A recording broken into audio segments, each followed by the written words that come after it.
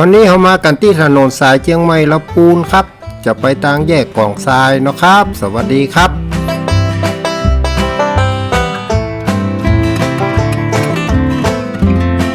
ก่อนถึงปั๊มน้ำมันปตท.สาขาหนองเพิ่งนะครับจะหันซุ้มทางขวานะครับเป็นทางเข้าวัดอยู่ทางขวามือเนาะครับป้ายหน้าซุ้มเปิ้นก็ว่าวัดพระนอนหนองเพิ่งนี่เนาะครับเนาะเข้าไปเลยครับซื้อไปเลยครับซื้อเข้ามาจนแถวโก้งนะครับจะหันป้ายชื่อวัดแล้วก็ประตูทางเข้าเนาะครับมาตามแผนที่นี่ก็ได้นะครับวันนี้ก็ง่ายๆบ่ซับซ้อนนะครับ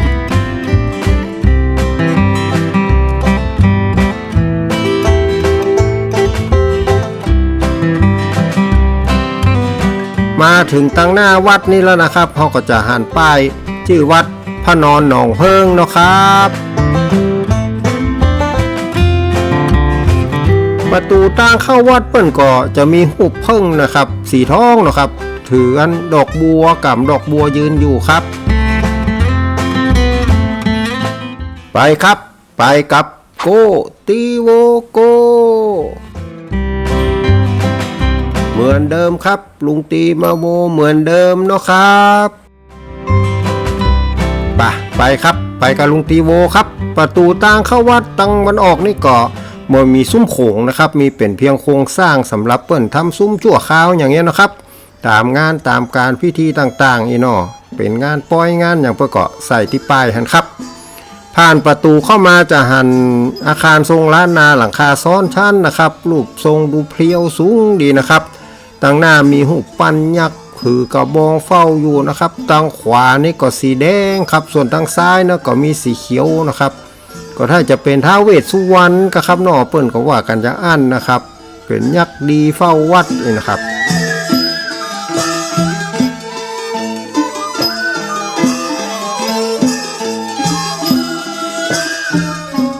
อาคารที่เราหันนี่ก็จะเป็นพระอุโบสถนะครับที่สร้างขึ้นมาใหม่ครับเนาะโอ้จัดงามครับเอามาพ่อพญานาคนะครับเฮาบันไดก็เป็นพระกรนะครับมังกรคายนาคส่วนที่เป็นเกศของเปิ้นนี่ก็ใจกระเบื้องเคลือบนะครับก็สีสันดูแปลกตาดีเหมือนกันครับเกศเป็นสีแดงสีชมพูอย่างนี้นะครับเนาะงามไปเห็นแบบครับดูอ่อนหวานดีส่วนเกล็ดลำตัวอย่างเปิ้ลนั่นก็เป็นกระเบื้องเคลือบนะครับสีเขียวๆตามปกตินั่นนะครับเนาะ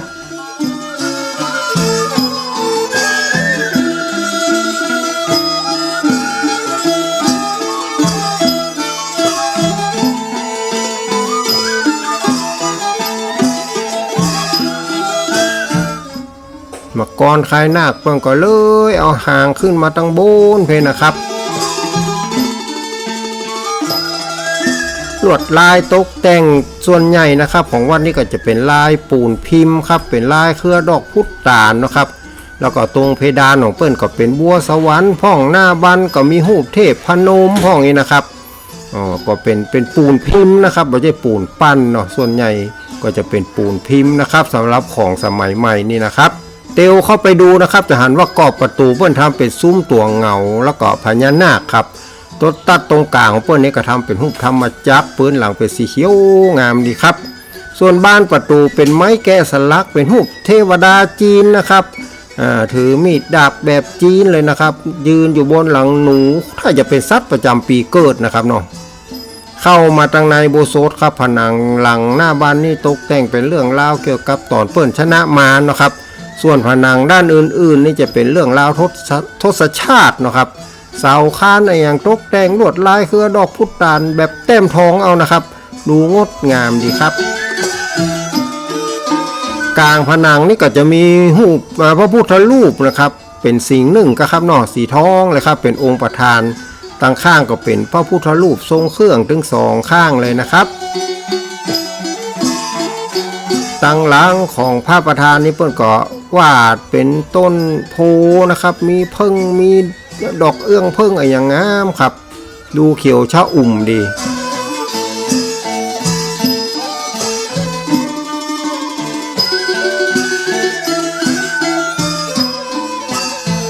จากโบโซดนะครับเฮาก็เตี้ยวลงขั้นใดเปิ้นมาครับก็จะหันว่าโอ้เปิ้นจัดงามเหมือนกันนะครับ มากอยตั้งข้างนี่ก็จะเห็นว่ามีการตกแต่งลวดลายอาคารนะครับลวดลายเพิ่นสวยงามละเอียดละออเนาะครับ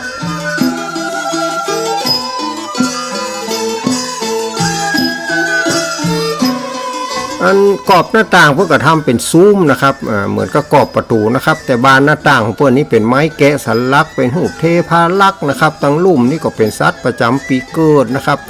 ปีหนูห้องปีงัวห้องเนาะส่วนข้างบนเป็นเทพาลักษ์นะครับน่าจะเป็นเทพาลักษ์เพราะว่าออกมาจากเครือเขานะครับช่องอื่นๆก็เป็นปีต่อไปนะครับเลี้ยงไปตามมันปีเกิดนะครับออกจากโบสถ์ใหม่นี่ไปตั้งใต้นะครับจะมีป้ายอันชี้บอกทางนะครับเป็นป้ายบอกทางอยู่ปืนเก้าไม้บนนะครับเป็นบอกทางว่าเขาจะไปดูสิ่งก่อสร้างต่างๆภายในวัดมีหยังพ้องนะครับไปกุฏิเจ้าอาวาสกาไปศาลาหลวงพ่อท่านใจวิหารหลวงวิหารพระนอนอย่างนี้นะครับอันนี้ก็เปิ้นเขียนไว้จัดดีครับเขาไปตามลูกศรนี่ก็ไปได้ถูกต้องเนาะจากป้ายนี่เขาก็จะเตียวไปตังนั้นกุฏิเจ้าอาวาสก่อนนะครับเขาก็ไปขออนุญาตเจ้าอาวาสเปิ้นจะถ่ายจะทำเนาะครับมาตั้งใต้นี่ก็ระหว่างทางก็จะหันพระธาตุสีทองจัดงามครับก็เดี๋ยวเขาก็มาดูกำลังเนาะ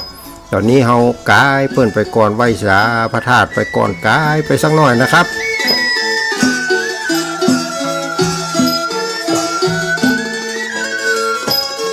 ใกล้ๆพระธาตุนี่ก็จะมีศาลาหลังน้อยๆครับอยู่ติดกับวิหารพระนอนเนาะครับเข้าไปแยงไปส่องพออันตั้งหน้านี่อาจจะแปลงขึ้นมาใหม่ก็จะได้ก็บ่ฮู้นะครับรู้ท่าทางจะใหม่ๆหน่อยอาคารหลังนี้ก็ตกแต่งเรียบง่ายมีป้ายบอกว่าเป็นศาลาพระเจ้าทันใจนะครับตั้งในก็จะมีซุ้มโบราณเปิ้นแปลงไว้เรียบง่ายสวยงามนะครับฝีมือก็ดูโฟกๆหน่อยนะครับเนาะมาแน่ใจว่าอันซุ้มนี่เคยลุกว่าครับเคยชำรุดแล้วก็บูรณะขึ้นใหม่หรือเปล่านะครับแต่ว่ารูปทรงพวกก็ยังสวยงามกลางซุ้มก็มีนกยุงลำแพนนะครับตั้งในก็จะมีพระพุทธรูปนะครับเป็นปูนปั้นนะครับน่าจะเป็นของเก่านะครับน่าจะเป็นฝีมือช่างโบราณมีร่องรอยชำรุดอยู่พ้องนะครับแต่ว่าใบหน้าของเปิ้ลนี้ยิ้มนะครับยิ้มละไมเข้มขลังไปดูมาได้ก็สบายใจนะครับเป็นพระเจ้าทันใจนะครับใครอันมาอธิษฐานยังคือท่านอกท่านใจก็ได้นะครับเพราะว่าที่นี่ก็เก่าแก่ก็คิดว่าพระเจ้าทันใจองค์นี้ก็ถ้าจะสร้างมาแต่โบราณโบรมพร้อมกับอันองค์พระนอนนะครับเนาะน่าจะเป็นศิลปะร่วมสมัยกันอยู่ติดกันนะครับตั้งใน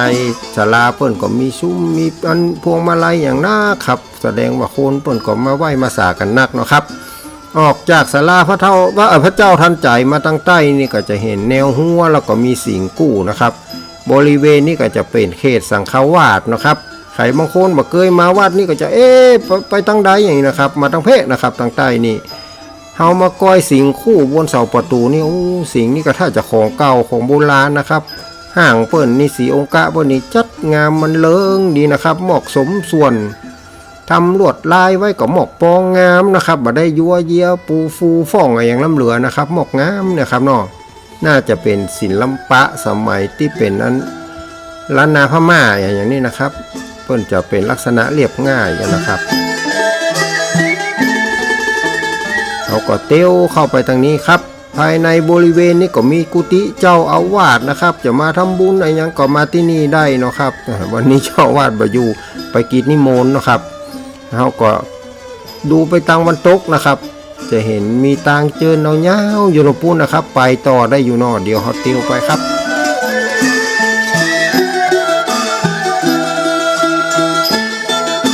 วัดนี้ก็บริเวณดูกว้างขวางดีเนาะครับแต่อันกุฏิเจ้าว่าจะอยู่ตรงไหนหน่อยนะครับตั้งหน้าปูนก็จะเป็นบริเวณของอันเปิดห้องว่าเป็นพุทธาวาสเองนะครับเนาะเตียวมาตามตางนี่นะครับมีตางเตียวยาวเนี่ยเขาก็จะไปเจอตรงขวามือนี่ก็จะเป็นอาคารสำนักงานของเจ้าคณะตำบลหนองเพิ่งนะครับ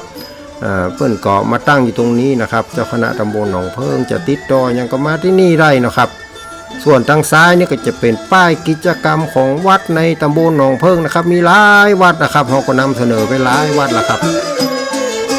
ติวมาตามถนนนี่ยาวมากก็มีศาลามีอย่างฮื้อได้พักผ่อนได้นะครับสองข้างทางเดินนี่ก็เป็นลานกว้างนะครับเข้ามาจนสุดเนี่ยเขาก็จะหันอาคารหลังคาซ้อนจันมีมุกยื่นตรงกลางจัดงามครับ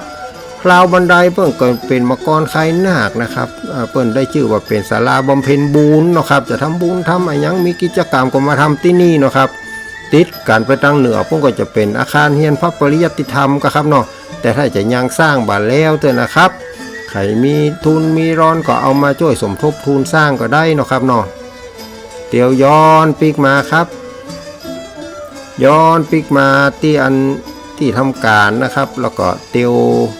ย้อนไปทางเหนือนะครับไปทางเหนือสักน้อยก็จะมีประตูทางออกนะครับออกจากประตูมี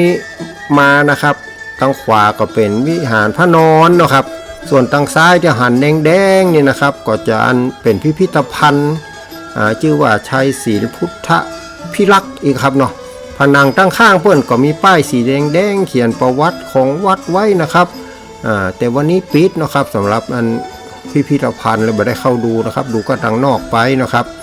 ประวัติของวัดพวกก็เขียนไว้ละเอียดละออนะครับวัดนี้ก็สร้างมาเมินนานนักแกครับแล้วก็มาบูรณะที่หลังนะครับทางขวานี่ก็เป็นศาลาพระนอนตกแต่งลวดลายเครือดอกพุตานครับเป็นปูนปั้นนะครับประดับกระจกไม่ใช่ปูนปั้นนะครับปูนพิมพ์ประดับกระจกตรงกลางลวงเพิ่งนี่ก็มีเป็นธรรมจักรนะครับถึงแม้จะดูว่ามันบ่ได้แข็งน้อยนะครับแต่ก็งดงามตามแบบของเปิ้นกรอบหน้าต่างเนี่ยเปิ้นทำเป็นซุ้มพญานาคมีธรรมจักรอยู่ตรงกลางนะครับประดับกระจกสีสันอะไรอย่างก็ดูคลาสสิกดีครับดูงดงามนะครับตามยุคสมัยของเปิ้นนะครับ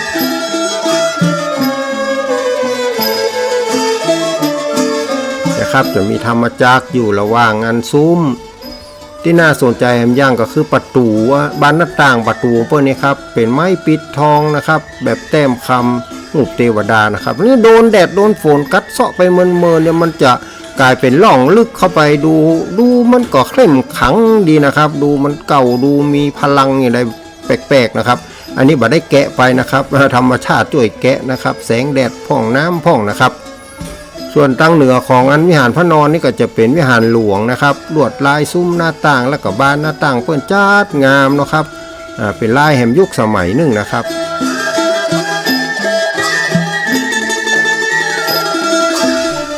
มาดูในวิหารพระนอนกันก่อนนะครับตังในนี่มีก่อพ่อพุทธรูปปางสายญาตินะครับองค์จัดใหญ่นะครับปางสายญาติหรือปางนอนนี่นะครับ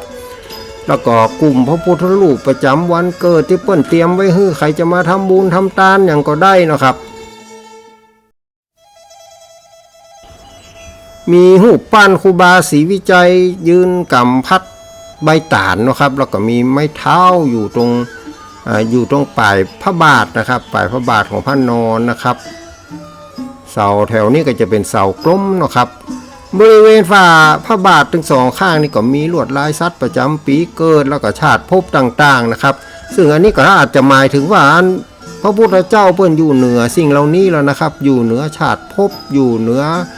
อย่างมูนี่นะครับปีเกิดยังบ่ต้องมาเกิดมาอย่างละครับเพิ่นย่ำไว้ปื้นตีนเลยว่า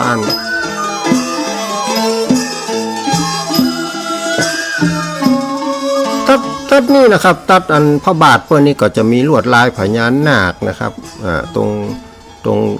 รงส้นเท้านี่นะครับก็จะหันว่ามีรูปลายลวดลายพญานาคเขียนกันลีลาดูสวยงามน่าสนใจนะครับอันนี้ดูแล้วก็น่าเสียดายสักหน่อยที่มันมีรอยชำรุดบางส่วนนะครับทองที่ปิดไว้สีที่ทาไว้มันก็บวมก็แตกออกมานะครับตามความชื้นที่มันอยู่ตั้งในอย่างนี้นะครับอันนี้ก็ถ้าจะต้องได้บำรุงรักษากันต่อไปนะครับแต่ลวดลายอันเก่าเพิ่นเขียนไว้งามครับเอามาดูตั้งหลังได้นะครับพระนอนองค์นี้ตั้งหลังก็สามารถมาดูได้ครับเปิดกว้างแต่ว่าวันนี้เพิ่นมีผ้าคลุมไว้นะครับเป็นหน้าหนาว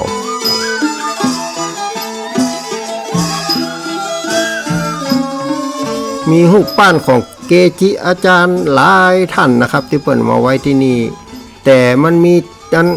แปลกตาอยู่ที่เห็นอยู่ในตู้กระจกนะครับเป็นไม้แกะสลักเหมือนกับคนนั่งชันเข่านี่นะครับ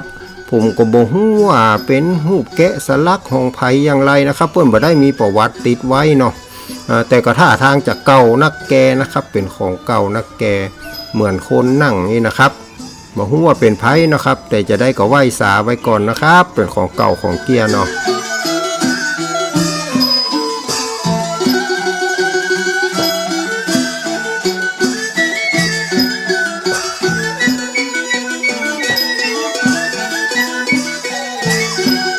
รูปปั้นเกจิอาจารย์ก็หลายๆองค์นะครับน่าจะเป็นหลวงปู่โสดครับองค์ตะกี้ส่วนองค์นี้ผมก็บ่แน่ใจเป็นไผนะครับจะว่าเป็นครูบาศรีวิจัยกาอย่างผมก็บ่แน่ใจนะครับเดี๋ยวจะผิดไปเนาะผมก็บ่ค่อยรู้เหมือนกันครับพอดีเปิ้นบ่ได้มีป้ายบอกไว้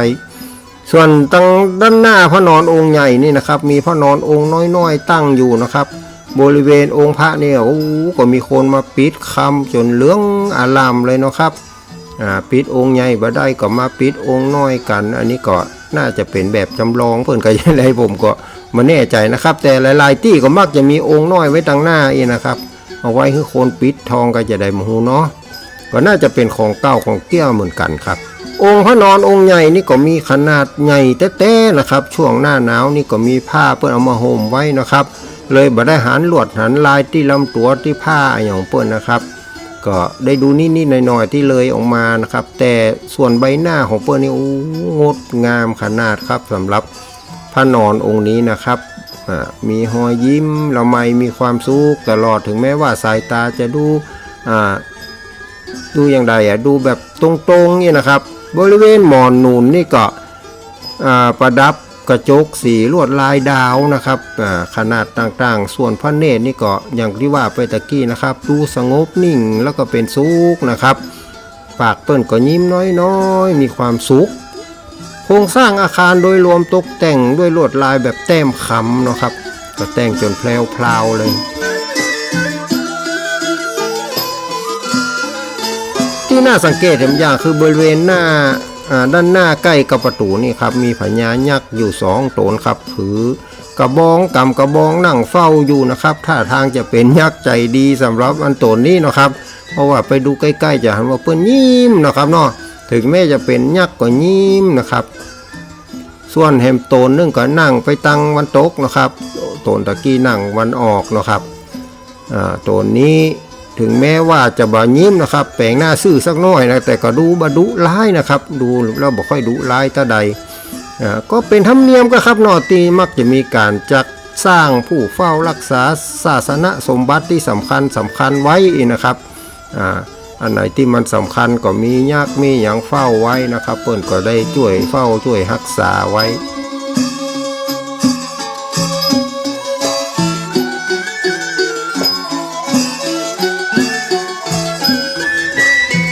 จากองค์พระนอนนี่นะครับตั้งก็จะหันมีศาลาบำเพ็ญบุญออกไปตั้งเหนือนะครับตั้งเหนือนี่นะครับติดตั้งหน้านี่นะจะสังเกตเห็นว่าบานประตูเพิ่นแบบเป็นแบบพับนะครับแล้วก็ตกแต่งลวดลายแต้มทองงดงามเลยครับบานประตูเพิ่นน้อยๆและใจวิธีพับเอาเนาะที่นี่เวลามีการทำบุญใส่บาตรอะไรอย่างเพิ่นก็มากันที่นี่นะครับวันศีลวันพระย้อนติ๊กมาดูบริเวณมุกของวิหารพระนอนนะครับจะมีมุกอยู่จะเห็นว่ามีลวดลายไม้แกะสลักเป็นของเก่าก็ครับเนาะตกแต่งไว้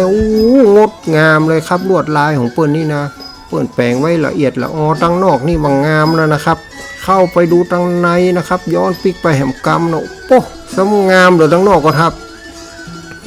โดยเฉพาะลวดลายไม้ที่อยู่ตั้งในนี่นะมีความงามฝีมือช่างนี่ดูแตกต่างจากส่วนอื่นๆของอาคารเลยนะครับเดาเอาเลยนะครับว่าเป็นของเก่าแน่ๆเลยอันนี้เพราะว่าลวดลายก็ละเอียดนะครับละเอียดอ่อนช้อยนะครับมีตึงตี้อันเปิ้นติดคำแล้วก็ยังไม่ได้ติดคำนะครับลงสีแดงบอกว่าเป็นสีแดงลักหรือว่าเป็นสีแดงบ่ได้นี่นะครับแบ่งไว้มีรูปต่างๆนะครับมีอันเป็นลาหูพ่องนี่นะครับมีแมงอย่างนั้นแมงสิงแมงอย่างกับหูนะครับเปิ่นมาเล่นกันพ่องนี่นะม่วนอกม่วนใจเลยครับสำหรับลวดลายอันนี้นี่งามแต่ครับ นับว่าเป็นอันลวดลายไม้แกะสลักที่ล้ำค่าอย่างหนึ่งของวัดนี้นะครับถ้าจะต้องช่วยกันดูแลไว้นะครับจะไปหื้อสูญหื้อหายนะครับเป็นสมบัติล้ำค่าแต่ครับอันนี้เพราะว่างดงามเป็นฮีดเป็นห้อยสำหรับคนรุ่นใหม่ได้นะครับจากวิหารพระนอนนี่เฮามาตั้งเหนือสักหน่อยครับจะเป็นวิหารหลวงนะครับพญานาคอันหาบันไดกู้นี่สีเขียวลักษณะงดงามจังหวะที่เปิ้นโคตรตัวนี่เหมาะเลยนะครับแล้วก็เป็นสีเขียวงามดีครับ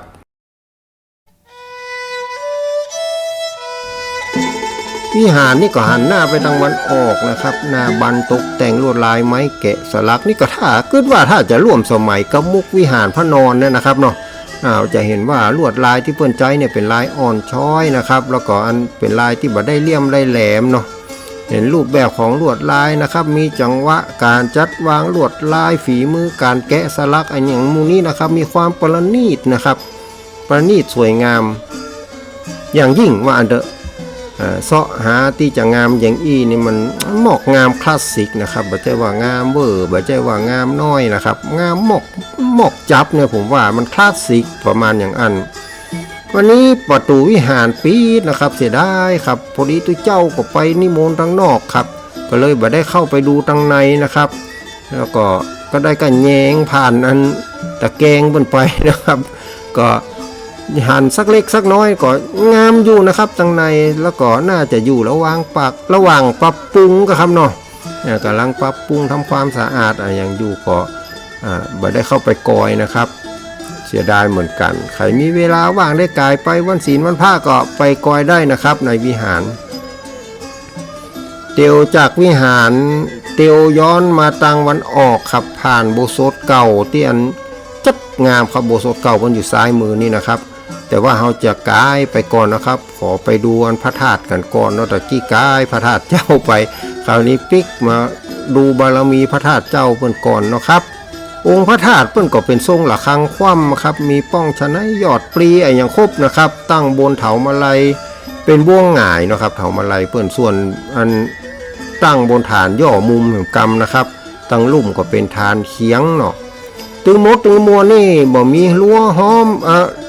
ล้อมนะครับบ่มีเจดีย์บริวารหูปปั้นสิงหรือว่าการตกแต่งอย่างอื่นใดๆนะครับก็ดูเรียบง่ายแล้วก็สวยงามสมถะแต่ๆนะครับอันที่เห็นจะเป็นมีลวดลายก็ถ้าจะเป็นตรงบริเวณบ่วงหงายนี่เนาะครับส่วนตรงบนนั้นเพิ่นก็มีการติดกระจกติดอย่างงามครับเป็นสีสันนิดหน่อยนะครับแล้วก็เป็นสีทองเนาะงามหมอกสมถะครับงามคัดสีนะครับ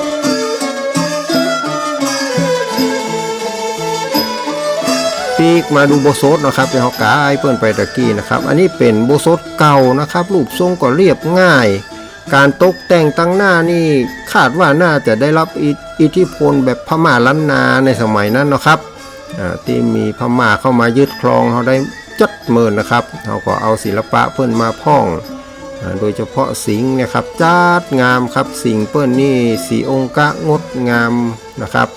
แล้วก็ตกแต่งไว้หมอกงามบ่ได้นักอย่างผมว่าส่วนนั้นประตูตั้งเข้านี่ก็มีซุ้มโค้งมังกรไข่นาคแบบพม่านะครับตรงกลางเปิ้นก็มีเทพพนมนะครับมังกรเปิ้นก็เป็นมังกรไข่นาคแบบนั้นนาคก็เป็นแบบของพม่านะครับส่วนเทพพนมอย่างเปิ้นลวดลายก็เป็นแบบพม่านะครับผมชอบใจที่เปิ้นเอาอันศิลาแรงมาทำเป็นกรอบประตูนะครับเราจะมีเท็กเจอร์เนาะมีเป็นเท็กเจอร์งามไว้ตัวจั่วประดับไม้แกะสลักนะครับจัดงามก็น่าจะร่วมสมัยกับจั่ววิหารครับต่ำลงมาก็จะเป็นลวดลายประดับกระจกสีซึ่งส่วนนี้น่าจะได้รับการบูรณะใหม่นะครับผมมาแน่ใจแต่ไม้แกะสลักทั้งลุ่มทั้งอย่างนี้น่าจะเป็นของเก่าอยู่นะครับพอลวดลายลักษณะลวดลายแล้วก็การแกะสลักก็เหมือนกันนะครับกับหน้าวิหาร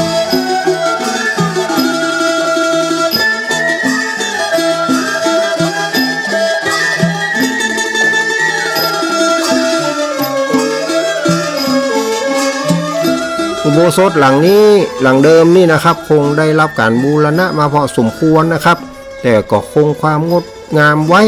ก็เสียดายที่ไม่ได้เข้าไปดูทางในเหมือนเดิมนะครับก็ถ้าจะ ชำรุดไปนักนะครับก็จนกระทั่งว่าน่าจะใจการบ่ค่อยได้นะครับต้องเอาไว้อนุรักษ์ไว้เป็นของเก่านะครับเป็นฮีทเป็นของเก่าเพราะว่ามีอาการบวมของปูนของผนังอย่างนักนะครับก็น่าจะมีความชื้นสูงอยู่เนาะตามเทคโนโลยีการก่อสร้างสมัยก่อนเนาะครับ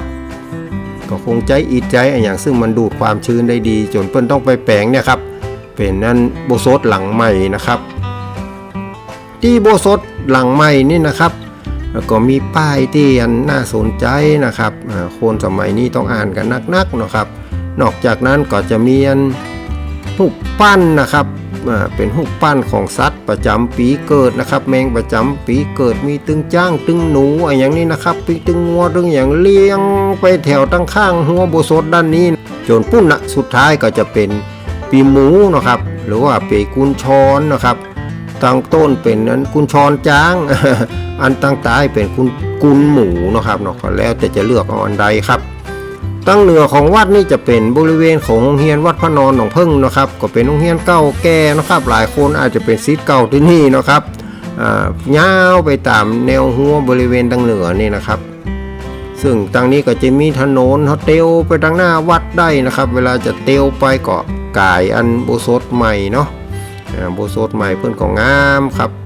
เราก็จะเห็นความเปลี่ยนแปลงของสิ่งต่างๆนะครับความสวยงามเรียบง่ายแบบโบราณนะครับกับความสวยงามอลังการแบบของใหม่นี่นะก็อยู่ด้วยกันได้นะครับอยู่ด้วยกันได้ไม่ใช่ว่าจะมาทะเลาะเบาะแวงเถียงกันนะครับของเพิ่นต้องอยู่ด้วยกันได้ความงามเนาะครับจะงามเก่างามใหม่มันก็เป็นความงามเหมือนกันเนาะครับ